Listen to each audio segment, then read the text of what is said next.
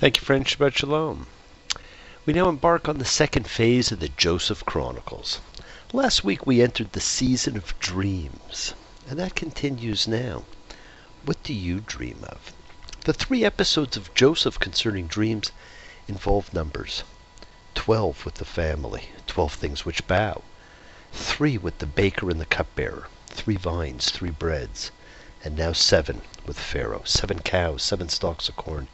These are the 3 sacred numbers on the tree of life. This week's Parsha is Miketz, at the end. It comes from the first words, at the end of 2 years. But perhaps on another level, it serves to mark the end of a wandering family's sojourns and mark the beginning of a nation which Moses will found, not in the land which God promised Abraham, but in the state of Mitzrayim, or confinement. Necessity is the mother of invention. And perhaps unity and freedom are born from our need to break free from confinement. Pharaoh had 2 dreams, the dream of the cows and the dream of the 7 ears of corn. And friends, we have seen doubles come true. He summons all the magicians and wise men to give meaning to his dreams. The cows which graze become carnivores. The same as the meager ears swallowing the healthy ones. These are disturbing, and these are both acts of depredation. The cupbearer tells the story of how when in prison, both he and the baker had a dream and how Joseph interpreted it. And we are told, Pharaoh sent and called Joseph and they rushed him from the pit. Joseph is now being elevated. Prison was the second pit. And friends, both pits involved being stripped of clothes. And now that he is being elevated, he is given a change of clothes again. Pharaoh tells him he needs him to interpret his dreams, but Joseph says it's not he but God that gives meaning. Rashi was right. Joseph had an old soul and had come to understand his place in the scheme of things.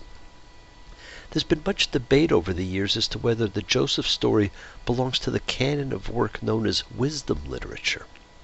What it does tell us is that he doesn't succeed by cleverness, which is a sign of wisdom literature, but by inspiration, which comes from divine revelation. He interprets and then takes it a step further. He suggests a solution, something he wasn't even asked for, and it's accepted. He states more than once that it is God and not he who both directs events and sheds light on dreams, and Pharaoh agrees. We are now officially in the season of miracles. If only you believe like I believe, baby, we'd get by. If only you believe in miracles, baby, so would I. Pharaoh elevates Joseph and gives him an Egyptian name and the daughter of a priest to marry. The good years are followed by the famine years as predicted, and Joseph has 2 sons. The end, naught. The key lesson in this Parsha is about guilt and what it does and what it can do and what it can do to you. There are 3 types. The first is internally generated, which can be helpful to us since it tells us we've done wrong and causes us to feel remorse and apologize or make amends. The second type is externally generated, which comes from a belief in our self-perceived weaknesses and mistakes, and as they occur, the guilt begins to hamper our lives. The third type is when we ignore our potential, which can lead to depression. It too is internally generated, and we should see it as a tool to help us grow. Guilt goes hand in hand with fear, which is the dominant theme of the Jacob and Joseph story. And these 2 determine the path one takes in life.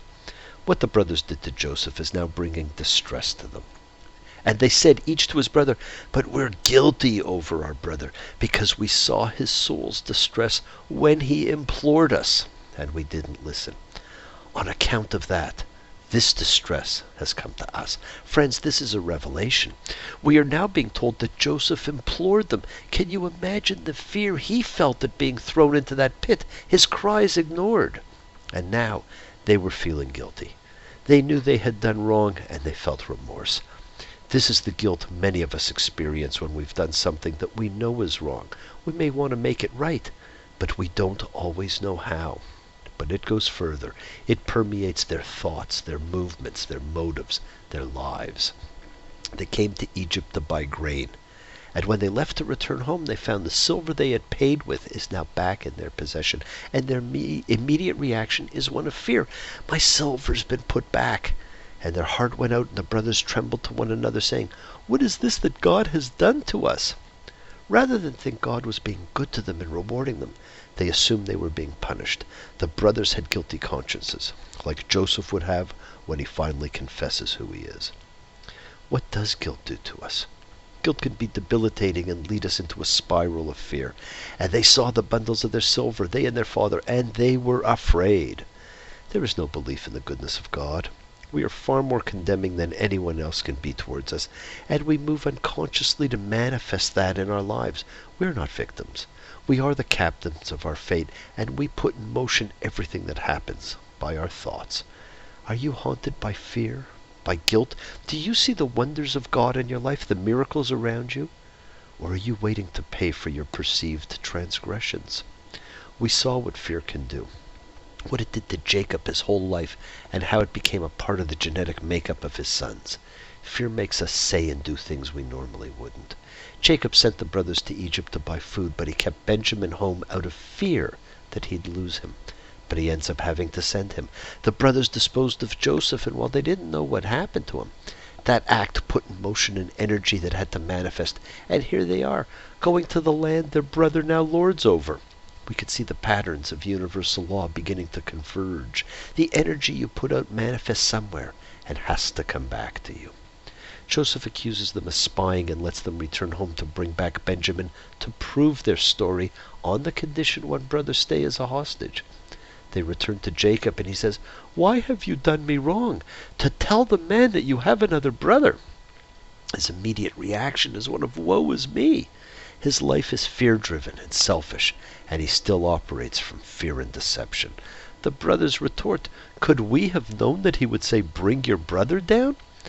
But did they do what they promised? No. They stayed home until they ate all the food, and it was when they had finished eating the grain that they had brought from Egypt, and their father said to them, "Go back, buy us a little food." Their brother, who was left as a hostage, was languishing as a prisoner to Joseph while they ate, and when they ran out of food, their fathers prepared to send them back down with a bribe for Joseph.